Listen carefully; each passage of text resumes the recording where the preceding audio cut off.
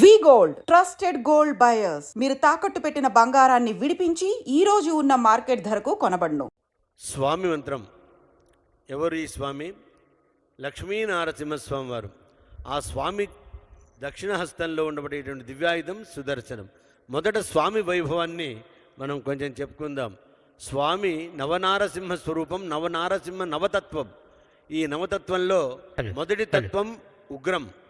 అది ఉగ్రం అంటే కోపంగా మనం భావించడానికి వీల్లేదు.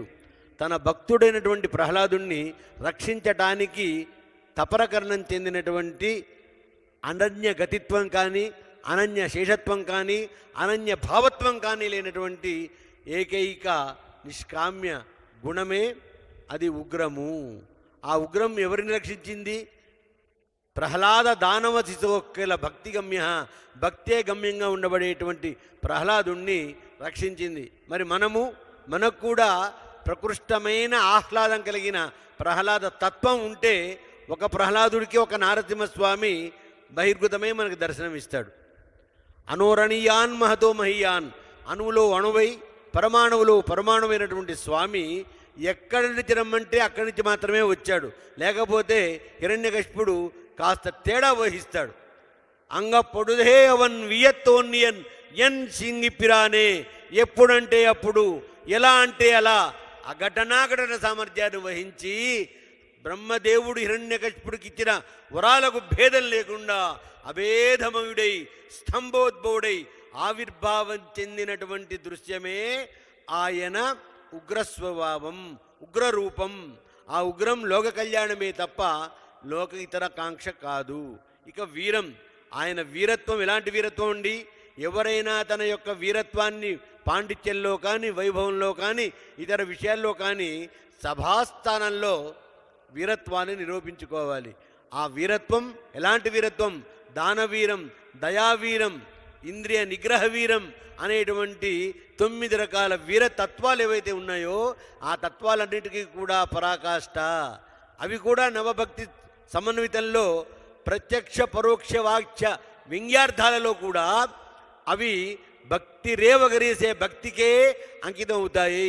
అలాంటి వీరత్వం ఆయుధాలు అక్కర్లేదు, మనుషులు కాదు, జంతువులు కాదు, కింద కాదు, మీద కాదు, దిశల్లో కాదు, దశ దిశల్లో కాదు అని వారి హిరణ్యకశిపుడి యొక్క తెలివినంతటినీ కూడా కూర్చుకొని వరం పొందినటువంటి వరంలోనే వారి సంహారానికి స్వామి మేధావి విక్రమ క్రమ తత్వాన్ని వహించి తన వీరత్వాన్ని నిరూపించుకొని సర్వప్రహరణాయుధ, ఆయుధము కాని శ్రీనఖములతో వజ్రనఖములతో వరికంకి నొప్పి తెరవని రీతిలో హిరణ్యకశిపుణ్ణి సంహారం చేసినాడు.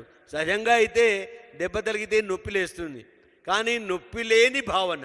అక్కడ స్వామిని చూడగానే పూర్వస్మృతి కలిగి అవ్యాజమైనటువంటి ఒక ఆధ్యాత్మిక దివ్య పూర్వస్మృతి కలిగి స్వామికి ద్వారపాలకుణ్ణి కదా అనే భావన రాగానే స్వామి హిరణ్యకశిపుడంతా కూడా తాదైత్యం చెందిపోయినాడు. సదా పశ్యంతి సూరయ అన్న వాక్యం సదా పశ్యంతి రాక్షస అని కూడా అనొచ్చు మనం ఇక్కడ. ఎందుకంటే ఆ రాక్షసుడిలో భక్తితత్వం వచ్చింది కాబట్టి ఆ భక్తిలో కూడా వీరత్వం వచ్చి రాక్షసత్వం పరాకాష్ఠకు చెంది స్వామి దగ్గరికి చేరుకున్నాడు. ఎవరైనా సరే చిన్న పిల్లల్ని ఒళ్ళో కూర్చోబెట్టుకుంటారు. హిరణ్యకశిపుడిని కూడా స్వామి ఒళ్ళోనే కూర్చోబెట్టుకున్నాడు కదా, కడపపైన కూర్చోబెట్టాడు సంధ్యా సమయంలో. సంధ్యాకాల సముద్భూతో స్తంభోద్భవన రుకేశరి. అలాంటి రుకేశరి వీరత్వం, ఉగ్రం వీరం. మహావిష్ణు అనగా విషువ్యాప్తం అనేటువంటి ధాతువు నుంచి సర్వవ్యాప్తి అయి సర్వకాల సర్వావస్థల యందు కూడా ఈ సృష్టి స్థితి లయలను కాపాడుతూ ఉంటాడు. అది విష్ణు తత్వం. ఉగ్రం వీరం మహావిష్ణుం జ్వలంతం, జ్వాజ్వల్యమానమైనటువంటి అగ్ని శిఖవలే స్వామి స్తంభోద్భవంగా హిరణ్యకశిపుడికి మొట్టమొదటిసారిగా అగ్ని కీలల్లోనే దర్శనమిచ్చాడు. అలాంటి పురుషుణ్ణి తామగ్నివర్ణాం తపసా జ్వలంతీం వైలోచనీం కర్మ ఫలేషు చూస్తామని వేద పురుషుడు స్వామిని ప్రార్థించినాడు. జ్వలంతం సర్వతోముఖం, ప్రాణభయంతో ఉన్నటువంటి ఆ హిరణ్యకశిపుడికి ఎక్కడ చూసినా ఆ నృసింహస్వామి వారి ముఖమే కనపడుతోంది. కాబట్టి అది సర్వతోముఖం.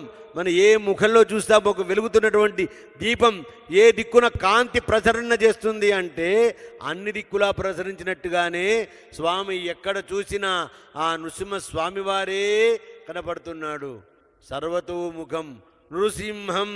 ఇప్పుడు నారసింహతత్వం నకారం వ్యాకరణ రీత్యా ధృతం, అది పూర్వపదంలోనూ ఉత్తర పదంలోనూ కలిస్తే సంధి సమాసాలు ఏర్పడి పరసన్నికర్ష సంహిత అనేటువంటి వ్యాకరణ సిద్ధాంత భావనతో స్వామి నకారో నారసింహశ్చ, నకారం నారసింహస్వామి వారికి ప్రతీకపోతుంది. అవసరమైతే వ్యక్తం, లేకపోతే అవ్యక్తం, అది మనకు సువ్యక్తం. అలాంటి నకారం రకారం రమతే పుంసాం క్షకారం క్షేమమేవచ రకారాక్షర భేదేన సర్వతో రక్షమాం. ఆ రకారం అనేది ఉందే మనలో ఉండబడేటువంటి చీకటిని దహింపజేసి జ్ఞానం అనేటువంటి ప్రజ్ఞానాన్ని మనకు తెలియజేస్తుంది. చీకటికి తావే లేదు. అలాంటి అజ్ఞానాన్ని నశింపజేసి జ్ఞానజ్యోతిని ప్రకాశింపజేసి ధృతం నమే రక్షతి అన్నట్టుగా రక్షిత స్వామి ఎవరైతే ఆశ్రయిస్తారో వాళ్ళని రక్షించుతాను. రక్ష్యాపేక్షాం ఉపేక్షతే అని కక్షలు లేనటువంటి స్వామి ప్రకృతిలో దృగ్గోచరమైన విషయాల్ని మనిషి హృదయంలో ఉదయించే భావాలకు రూపకల్పన చేసేదే శిల్పకళ. ఒక్కసారి జయధ్వానాలతో ఆ బంగారు శిఖరాన్ని దర్శించుకోండి. అదిగో స్వర్ణమయ గోపురం. శ్రీ లక్ష్మీ నారసింహ నమో నమః జయధ్వానాలతో నమోవకాలతో స్వామిని అదిగో జగజ్జేగీయమానంగా మెరుస్తోన్న బంగారు గోపురం.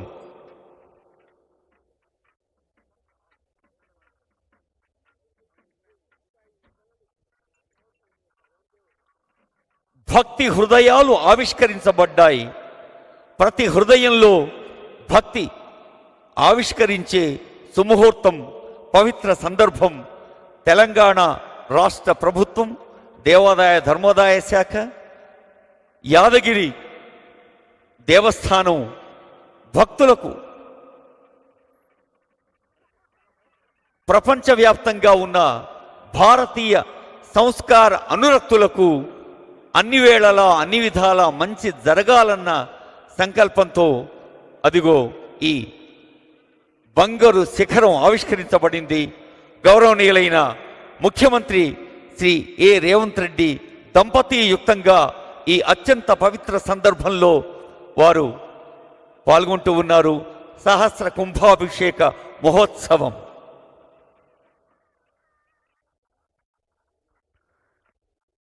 ఉభయ వేదాంత ప్రవర్తకులు, పరమహంస పరివ్రాజకాచార్యులు శ్రీ శ్రీ శ్రీ మధుర కవి వానమామలై పీఠాధిపతి రామానుజ జీయస్వామి వారి ఆధ్వర్యంలో జరుగుతున్న ఈ అత్యంత పవిత్ర మహోత్సవంలో నేత్రోత్సవంగా జరుగుతున్న కార్యక్రమంలో పాల్గొంటున్న అందరూ ఎంతో భాగ్యవంతులు.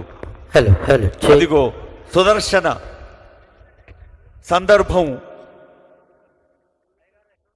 సుదర్శనంగా ప్రతి భక్తుడి నేత్రోత్సవంగా, హృదయోత్సవంగా, భక్తోత్సవంగా జరుగుతున్న సందర్భం ఒక్కసారి వీక్షించండి. బంగారు తాపడం గావించేందుకు రాష్ట్ర ప్రభుత్వం విమాన అధిష్టాన దేవతల్ని, సకల కళల్ని కర్షంలోకి ఆవాహన చేసుకోవటం జరిగింది.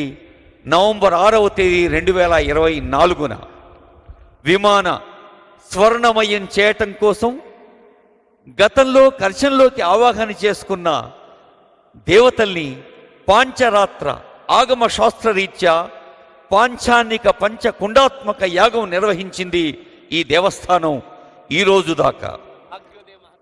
మూలమంత్ర మూర్తి మంత్ర విమాన గోపుర అధిష్టాన దేవతల హవనాలతో వివిధ అధివాసాలతో గోపురాన్ని స్వర్ణమయంగా తీర్చిదిద్దే ప్రక్రియలో ఒక అత్యంత భగవద్గీతా వాక్యం అది. మహిమాన్విత సందర్భమే ఈ ఆవిష్కరణ మహోత్సవం.